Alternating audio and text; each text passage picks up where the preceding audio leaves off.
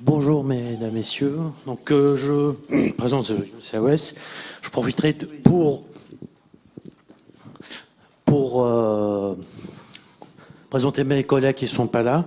Donc Emmanuel Pagnaco, Leila Khalid, Didier Lemos, maître de conférence, les trois maîtres de conférence à l'INSA Drouot, Eduardo Souza de Courcy, professeur à l'INSA aussi. Donc ce travail, c'est un travail collaboratif avec des collègues qui sont spécialistes des méthodes spectrales de prédiction de la fatigue, de la durée de vie en fatigue, et combiné avec l'optimisation fiabiliste dépendant du temps. Donc le contexte de l'étude s'inscrit dans le cadre des projets régionaux en Normandie sur les énergies renouvelables et la sécurité de systèmes complexes. Donc évidemment, il y a un besoin pour l'utilisation de l'optimisation des structures d'une manière générale, que ce soit pour les mâts d'éoliennes ou les fondations, et surtout tenir compte des critères de durabilité, la fatigue ou la propagation de fissures dans ces milieux sévères. Donc évidemment, la fatigue et l'endurance des structures de ces ouvrages, c'est une thématique qui nous intéresse dans ces projets-là. Ces projets environnement incertain et aléatoire. Donc ma présentation, après une introduction, les approches spectrales pour la fatigue vibratoire, critères déterministes et probabilistes de la fonction d'état limite en fatigue. Ensuite, je introduis l'optimisation fiabiliste dépendante du temps. En anglais, c'est l'RBDO, Reliability Based Design Optimization. Donc, optimisation fiabiliste en tenant compte des limitations de durée de vie en fatigue et une application numérique sur le sujet. Donc, évidemment, on a toujours un besoin de rationaliser les ressources, les coûts de construction, par exemple, et d'assurer une sécurité maximale. Donc, pour trouver l'équilibre, l'optimisation a été toujours utilisée d'une manière générale comme un outil d'aide à la décision. Donc, évidemment, l'optimisation doit prendre en compte les incertitudes qui sont dues aux approximations de modèles, aux fluctuations de chargement et des variations climatiques. Et donc là, on a besoin d'établir ce qu'on appelle l'optimisation avec la prise en compte des incertitudes. Et en fait, c'est que dans un contexte de vibration aléatoire, donc il y a un endommagement par fatigue. Donc la prise en compte de l'aléa et de la durabilité dans le sens d'endommagement par fatigue. Donc il y a besoin de développer des études, plutôt des outils numériques efficaces et robustes pour la prise en compte de la fatigue vibratoire dans les méthodes d'optimisation fiabilistes. Donc les hypothèses de l'approche spectrale en fatigue vibratoire, c'est que le processus stochastique soit défini par sa densité spectrale puissance et qu'il soit gaussien, donc avec les hypothèses d'ergodicité et de stationnarité. Donc évidemment là, c'est les étapes clés, c'est définir donc la DSP des chargements, calcul de la fonction de réponse en fréquence, en utilisant la transformée de Fourier, calcul donc du coup la DSP des contraintes à partir des DSP des déplacements. Ensuite, donc on peut faire l'hypothèse de la DSP de la contrainte équivalente selon l'hypothèse de Promont, où on aura en fait un processus gaussien nul, un moyen nul. Donc là on ajoute la DSP des contraintes normales. Donc là c'est dans le cadre d'un tenseur de contraintes plan. Donc on calcule ensuite la résistance à la fatigue qu'on appelle F équivalent et on calcule donc la densité de probabilité des maxima du processus gaussien qui est en fait modélisée par une loi de Gumbel et on fait une vérification du critère. Donc là on verra par exemple le critère de Sinès. Donc le critère déterministe, donc là c'est le critère de Sinès qu'on a utilisé, donc développé en 1959. Donc c'est le maximum de la contrainte équivalente doit être inférieur à la résistance limite, qui dépend en fait de la limite de la fatigue en torsion alternée et d'un paramètre M lié au matériau qui est exprimé en fonction de la limite d'endurance, en traction répétée et en torsion alternée. Donc là, c'est la même chose. Donc la contrainte équivalente est définie comme la contrainte von Mises dans le cadre de contrainte plane, par exemple. Donc le critère probabiliste, donc on probabilise le critère déterministe. Donc c'est le maximum des contraintes équivalentes qui sont dans le temps, qui est un processus stochastique.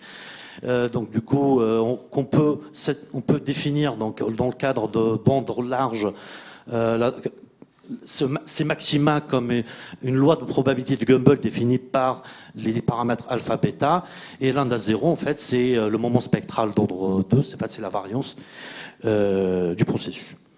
Donc là, si on modélise le maximum des contraintes équivalentes et on fait l'hypothèse que le taux moins 1, c'est modélisé par les lois normales. Donc on peut utiliser en fait les méthodes classiques de, par exemple, le first order reliability method ou du Monte Carlo.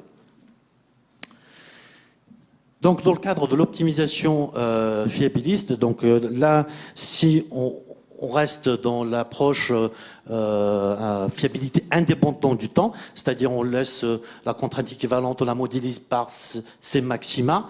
Donc on peut faire en fait du form, ça va de la First Order Reliability Method, où le bêta HL, c'est l'indice de fiabilité de Haas-Oferlinde, qui sera calculé à partir de deux variables, une qui est loi de Gumbel et une qui est donc supposée une loi normale. Donc l'hypothèse d'une loi normale est justifiée parce qu'on s'intéresse à l'endurance limite jusqu'à 10 puissance 7 cycles. Dans le cadre d'une approche fiabilité dépendante du temps, ce qui nous intéresse dans cette étude, c'est de définir en fait la probabilité comme une probabilité cumulée qui dépend, donc là on travaille plus sur les maxima du processus, mais sur le processus lui-même, comme un processus stochastique gaussien, sigma équivalent, qui doit être donc là on s'intéresse à la probabilité qui dépasse la résistance limite. Donc évidemment, l'approche de taux franchissement, en anglais c'est outcrossing rate, qui a été déjà développé par Rice en 1944 et Believ, donc il a développé ça après pour des processus vectoriels. Donc là, la référence, c'est Ditlevsen qui développe tout ça. On peut avoir le taux de franchissement en fonction en fait de la moyenne du processus, la moyenne de la résistance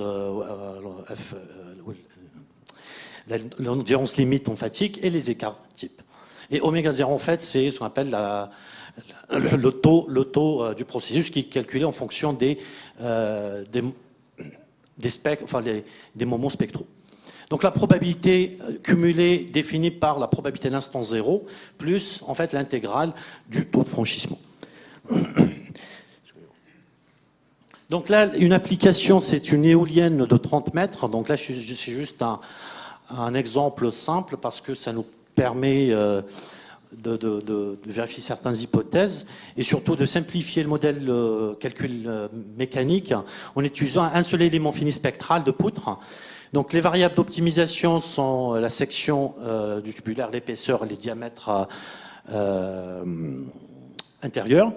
Donc la charge P et le moment de torsion sont considérés comme des processus gaussiens et on souhaite en fait une durée de vie de 50 ans pour pour un indice de fiabilité de 1,5. Donc là c'est la DSP déchargement, donc on a considéré, excusez-moi, la charge F et un moment de torsion. Donc ça c'est les DSP, donc on a considéré qu'ils sont parfaitement corrélés, pardon. Donc là, on a utilisé deux cas. Un cas 1 où seulement les chargements sont considérés comme aléatoires par deux processus gaussiens. Et le cas 2, donc on prend en compte les variabilités des propriétés du matériau, donc module Young, et la densité, et aussi donc la masse de la nacelle et la longueur de la poutre. Et aussi, en fait, les géométries, c'est-à-dire le diamètre et l'épaisseur. Okay. Donc là, c'est les résultats obtenus. Donc là, on voit que c'est en utilisant la fiabilité indépendante du temps et la fiabilité dépendante du temps. Donc là, la fiabilité dépendante du temps, on peut l'utiliser dans le cadre 1, c'est-à-dire en prenant en compte la variabilité des chargements et des propriétés mécaniques et des matériaux, c'est-à-dire pour considérer toutes les incertitudes, alors que lorsqu'on considère la fiabilité indépendante du temps, on est limité à ce qu'on considère que le chargement, parce que on voit bien qu'en fait elle est basée sur l'hypothèse que la loi de Gumbel modélise les maxima. Alors que dans le cadre de la fiabilité dépendante du temps, time invariant, on n'a pas besoin de cette hypothèse. Donc là, après, les sensibilités fiabilistes des variables aléatoires par rapport à l'état limite de fatigue. Donc dans le cadre du cas 1, on a trois variables. Donc évidemment, c'est là en rouge, c'est le temps -1 et en bleu, c'est la force et le moment. Et dans la figure, dans le cadre K2, donc on a la sensibilité des autres variables. Donc on voit bien qu'ici, le module d'ion, en fait, c'est comme s'il joue un rôle négatif, comme si c'est un chargement sur la limite d'endurance. Donc lorsqu'on a regardé pourquoi, on a trouvé en fait c'est que si on augmente la valeur du module d'ion, donc là la courbe rouge, c'est les FRF, les fonctions de réponse en fréquence pour une valeur nominale du module de Young, et en bleu, lorsque le module de Young prend la valeur de défaillance, la valeur, on appelle de PFP, most probable failure point, c'est-à-dire le point de conception. Donc on voit bien en fait, c'est que lorsqu'on rigidifie la structure, on se rapproche de la fréquence de résonance, en torsion, et donc c'est pour ça que le module de Young, il a une sensibilité négative.